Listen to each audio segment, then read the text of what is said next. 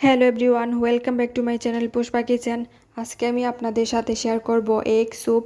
আর এই স্যুপটা কিন্তু তৈরি করতেও খুবই সহজ এবং খেতেও ভীষণ মজার। আর এত অল্প উপকরণে কিভাবে এত মজার স্যুপ তৈরি করা যায় চলুন দেখে নেই মূল প্রস্তুত প্রণালী। এখানে আমি একটা বাটি নিয়েছি আর বাটিতে দিয়ে দিব 2 টেবিল চামচ পরিমাণে কর্নফ্লাওয়ার।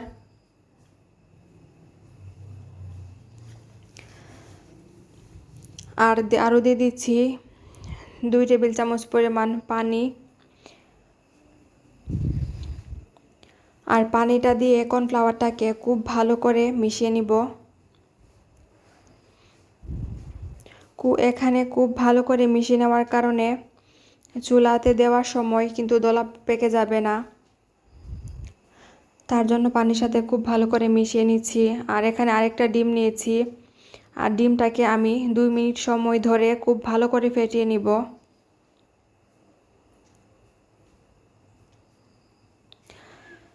ফেটানো হয়ে গেলে এখন চুলায় আমি একটা প্যান বসিয়ে দিয়েছি। আর প্যানটাও যখন গরম হয়ে আসবে তখন দিয়ে দিচ্ছি 1 চা চামচ সয়াবিন তেল আর দিচ্ছি 1 চা চামচ রসুন কুচি। রসুনটাকে আমি হালকা ব্রাউন কালার করে ভেজে নিব। এখন দিয়ে দিচ্ছি ছোটো সাইজের একটা টমেটো কুচি। টমেটো কুচিটা দেওয়ার পর আমি খুব ভালো করে কিছুক্ষণ ভেজে নিব আর একটু চেপে চেপে ভাজবো, তাহলে খুব তাড়াতাড়ি গলে যাবে।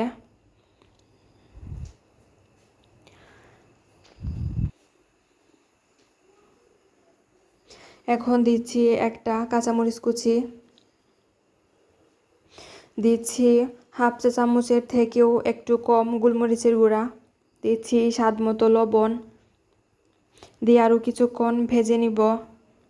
এখন দিচ্ছি 1 টেবিল চামচ পরিমাণ টমেটো সস দিয়ে আরও কিছুক্ষণ ভেজে নিব।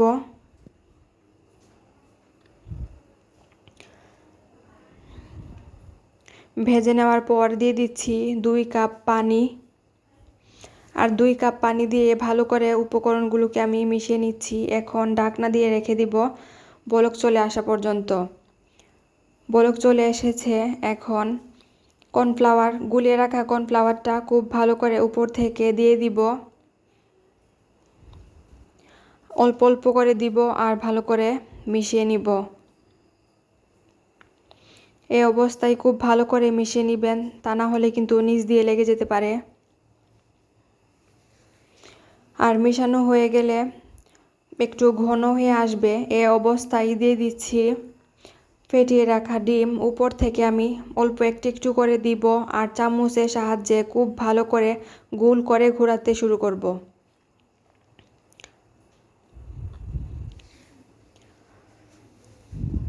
অল্প অল্প করে দেওয়ার চেষ্টা করবেন আর খুব সুন্দর করে দিবেন।